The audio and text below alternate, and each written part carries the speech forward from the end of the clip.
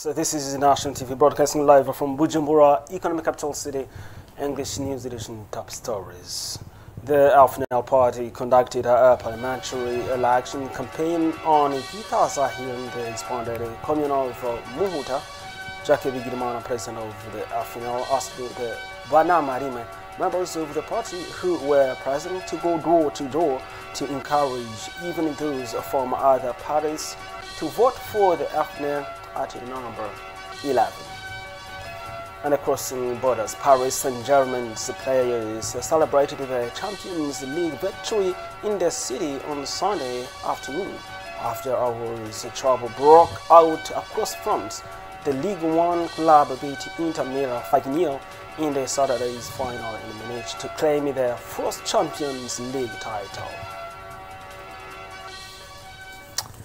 These were headlines. Welcome to news in details. I'm Joseph Munita Jambo. The party candidate of the party candidates in the legislative and municipal elections in the Butanyerera province are called upon to work for the public's interests once the party wins. The call was made by the CND of the provincial secretary in Butanyerera on Saturday in the Busangana zone of Matango commune during the campaign activities for the upcoming elections.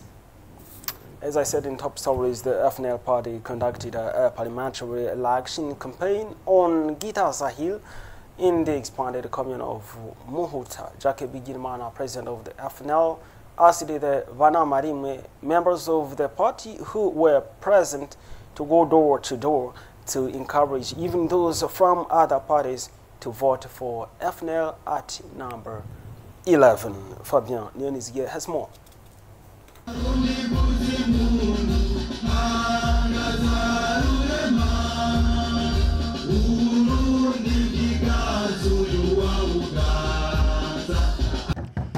We are in the Gita Sahil in the Muhuta commune in the Bujumbura province. The Bana Marime offended political party when the campaign for the elections of members of parliament. Jackie Bigirimana, president of that party, has indicated that for his party they will only compete for deputies and the number that will be used to elect this party is 11. He has thanked the Bana Marime for their involvement and he has invited all Bana Marime to teach the principles of the party so as to vote FNL political party. Now, the Minister of National Defense and Veterans Affairs, Alan Tibere Mutabazi, urges veterans to make a good use of a one-time grant provided by the government to support them in income-generating activities. Minister Mutabazi made this statement during a visit to various development cooperatives of veterans in Muramza and the Gitega province. Details. The Minister of National Defense and Veterans Affairs, Aret Ribert Mutabazi, has begun his official visit at Munanyera Hill, located in the Rutegama zone of Rutegama commune in the Muramvya province. This visit is part of the framework supporting the economic initiatives of veterans. During his visit, Minister Mutabazi visited the Anakohash cooperative, which is composed of veterans specializing in rabbit breeding. This cooperative receives support from the Ministry of National Defense. Out of the 400 rabbits provided by the ministry, 246 have been distributed to 82 families who lost their loved ones in armed conflicts. Each family received 3 rabbits, 2 breeding females and 1 male. These families are encouraged to pass on rabbits to other community members after 3 months, thus promoting a dynamic of solidarity and local development. The minister also visited the Sedehash cooperative located in Lukoba Hill in the Utegama zone of Gitega commune. This cooperative, also composed of veterans, is engaged in beekeeping. Members of this cooperative expressed their gratitude to the Ministry of National Defense for its continuous support, which enables them to contribute actively to the socio-economic development of their locality. Minister Mutabazi commended discipline and the commitment of the veterans, highlighting their essential role in promoting peace and development. He noted that through these cooperatives, veterans are setting a good example for the population and for the other cooperatives to engage in income-generating activities. He encouraged them to continue on this path and assured them that the ministry will continue to support their needs. The minister also called for close collaboration between these cooperatives, the local population and the local authorities regarding retirement pensions. The minister explained that veterans who were officially integrated into the army will receive a regular pension upon retirement. However, to those who were not officially integrated have already received a one-time allowance. He added that unresolved cases will be evaluated to provide appropriate support for veterans organized within cooperatives. Minister Mutabazi reaffirmed that the government, through the Ministry of National Defense, will continue to support their income-generating activities. He urged all veterans to maintain peace and security, actively participate in the upcoming elections, and remain committed to sustainable development initiatives.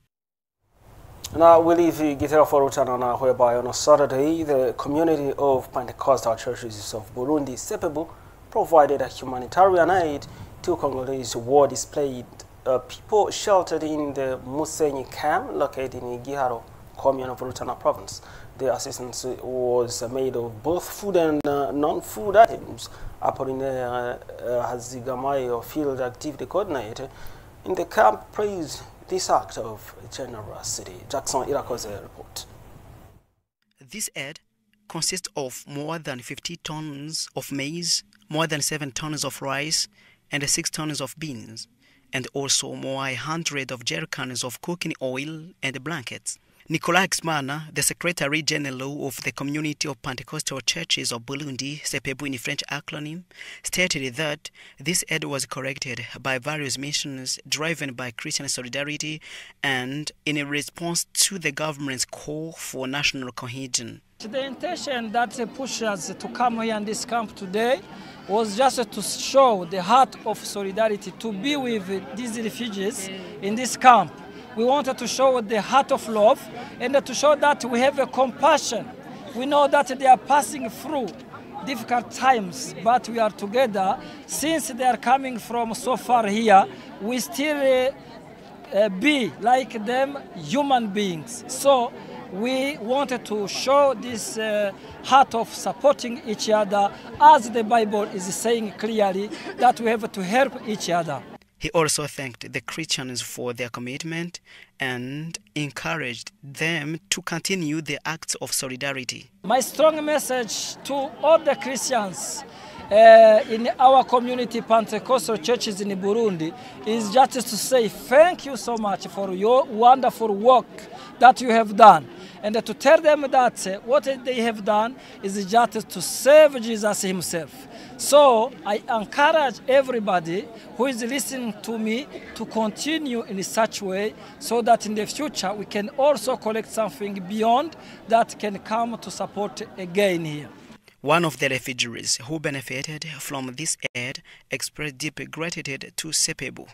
That sentiment was shared by Hazigamayo Apollinaire, field activity coordinator in the camp of Musenyi, on the behalf of the UNHCR, who also praised this generous gesture. It is worth noting that the Musenyi refugee camp, located in Gihalo commune, Rutana province, is home to more than 19,000 Congolese refugees spread across over 5,000 households. We're back to Bujumbura now. The rehabilitation works on the Bujumbura port and the access roads leading to the port are currently underway. However, the rising waters of the Lake Tanganyika, along with the presence of equipment that has not yet been removed from the roadside, could hinder the completion of this project within the scheduled time frame. Jivon Daishimie reports. Since 2023, work has begun on the rehabilitation project of the port of Bujumbura and its access roads. This project, initiated by the government of Burundi, is funded by the African Development Bank and the European Union.